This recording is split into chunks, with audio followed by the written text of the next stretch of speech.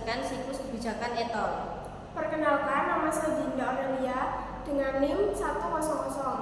Saya Ananda Papa dengan NIM 102. Saya Alirisa Salma Mutakin dengan NIM 113. Saya Ali Purwojaya Merani dengan NIM 114. Saya Khairu Sirafabiatin dengan NIM 115. Saya Nadia Rambuataraya dengan NIM 116. Nomor 1 ada antrian panjang akibat transaksi tunai. Antrian panjang akibat transaksi tunai adalah situasi di mana banyak orang yang menggunakan transaksi tunai dalam pembayaran, dan hal ini menyebabkan waktu tunggu yang lama.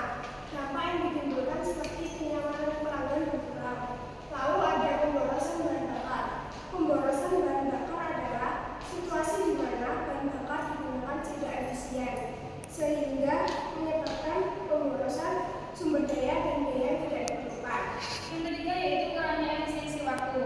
Kurangnya efisiensi waktu ini dapat menyebabkan kemacetan juga, dan pengguna harus menyiapkan uang receh untuk pembayaran, menunggu ganti, dan melakukan transaksi secara manual.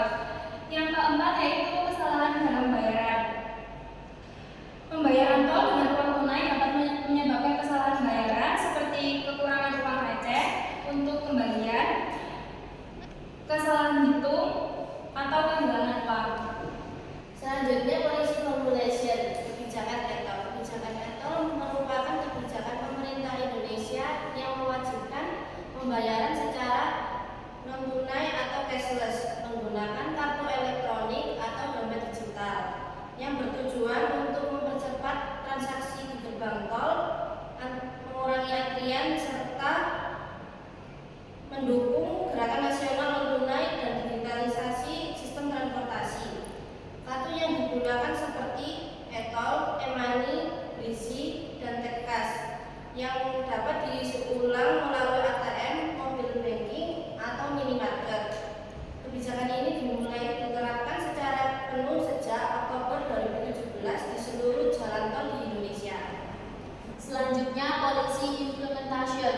Implementasi e-tol menuju multi-lane free flow dilakukan melalui 3 tahapan, yaitu yang pertama, penerapan uang elektronik pada semua transaksi di jalan tol pada Oktober 2017.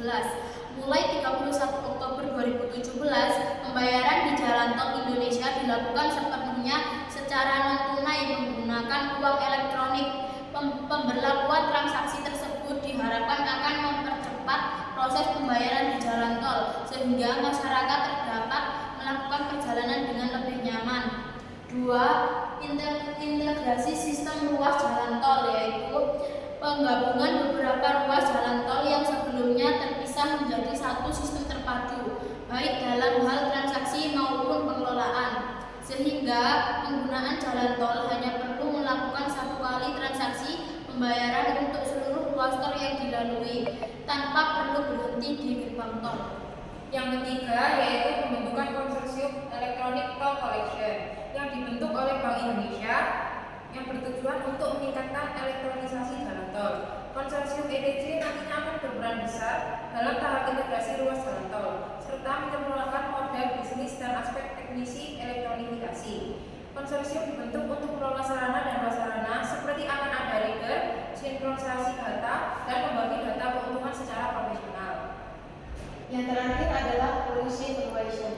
Jika kehabisan saldo di gerbang tol, pengisian saldo harus menggunakan pembayaran non-tunai, di mana tidak semua orang dapat menggunakan pembayaran non-tunai tersebut, yang kemudian hal ini akan memakan waktu yang cukup lama dan menyebabkan antrian macet.